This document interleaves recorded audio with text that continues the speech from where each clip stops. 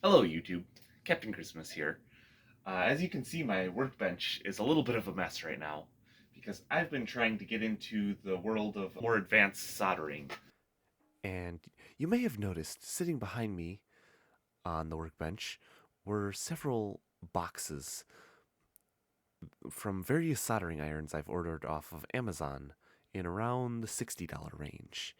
Now, these are from various brands, and they all review really well somehow, even though they all have the same critical flaw. When I set it to soldering temp of around, 300, 400 range, it only gets halfway there despite saying it's accurately reaching those temperatures.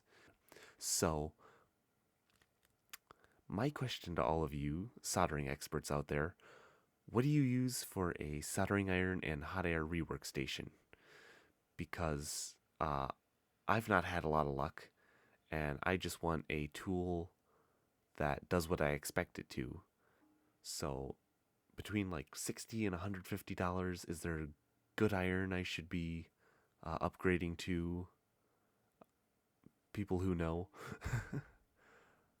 And yeah, and any thoughts and conversation in the comments would be greatly appreciated.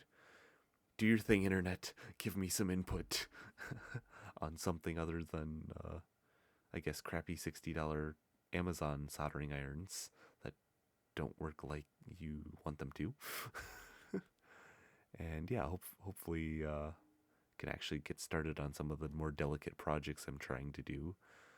That my sledgehammer of a stick iron with no control doesn't help me with, and all of the cheaper models off of Amazon in like the $60 range have failed miserably, even more than the stick iron, to the point where it's almost more like a jackhammer than a sledgehammer.